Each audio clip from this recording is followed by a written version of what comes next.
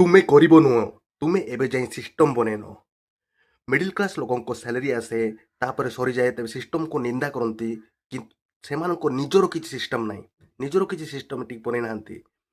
କିନ୍ତୁ ଧନୀ ଲୋକ କ'ଣ କରନ୍ତି, ତାଙ୍କର ଫିକ୍ସ ରୁଟିନ୍ ଥାଏ। ସେଇ ରୁଟିନ୍ କରିକି ତାଙ୍କେ ସକ୍ସେସ୍ ହୁଅନ୍ତି। ୱିକଲି ରିଭ୍ୟୁ କରନ୍ତି।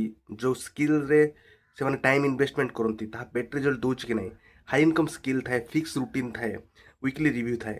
କିନ୍ତୁ ମିଡିଲ୍ କ୍ଲାସ୍ ଲୋକ ଖାଲି କାମ କରନ୍ତି, ବିଜି ହୋଇଯାଆନ୍ତି, କିନ୍ତୁ ପ୍ରଡକ୍ଟିଭଲି କାମ କରନ୍ତିନି, ସିଷ୍ଟମ୍ ବନାନ୍ତିନି, ଆଉ ୱିକଲି ରିଭ୍ୟୁ ଟାଇମ୍‌କୁ ଟ୍ରାକ୍ କରନ୍ତି ନାହିଁ, ୱିକଲି ଟ୍ରାକ୍ କରନ୍ତି ନାହିଁ। ତ ମିଡିଲ୍ କ୍ଲାସ୍‌ରୁ ବାହାରିବା ପାଇଁ କ'ଣ କରିପାରିବେ, ଗୋଟେ ହାଇ ଇନକମ୍ ସ୍କିଲ୍ ଦରକାର।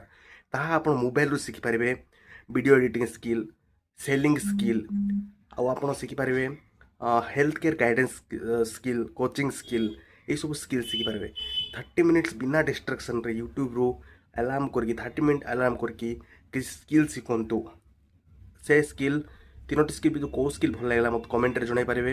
ଭିଡ଼ିଓ ଏଡ଼ିଟିଂ, କି ସେଲିଂ, କି ହେଲ୍ଥ କେୟାର ଗାଇଡେନ୍ସ, କି କୋଚିଂ, ଏଇ ସ୍କିଲ୍ ଶିଖିପାରିବେ। 30 ମିନିଟ୍ ଡିଷ୍ଟ୍ରାକ୍ସନ୍ ଫ୍ରି ହୁଅନ୍ତୁ, ଆଉ କାମ କରନ୍ତୁ। ଦେଖିବେ ମାସେ ପରେ ଆପଣ ଲାଇଫ୍ ଚେଞ୍ଜ ହେଇଯିବ। କିଛି ଗୋଟେ କଣ୍ଟେଣ୍ଟ ପ୍ରଡ୍ୟୁସ୍ କରିପାରିବେ, ଯେମିତି ମୁଁ ଏବେ କରୁଛି। ଆପଣ ବି କଣ୍ଟେଣ୍ଟ ପ୍ରଡ୍ୟୁସ୍ ୟୁଟ୍ୟୁବ୍ରେ କରିପାରିବେ। ଏହା ବି ହାଇ ଇନକମ୍ ସ୍କିଲ୍ ଯଦି ଆପଣ ଶିଖିଗଲେ। ଏହା ଶିଖିବା ପାଇଁ ମୋତେ କମେଣ୍ଟ ବି କରିବେ। ମୁଁ ଶିଖେଇବି ଆପଣଙ୍କୁ। ଯେତିକି ମୁଁ ଶିଖିଛି, ବହୁତ ଭିଡ଼ିଓ ପୋଷ୍ଟ କଲା, କ୍ୟାମେରା ଫେୟାର କେମିତି ଯିବ।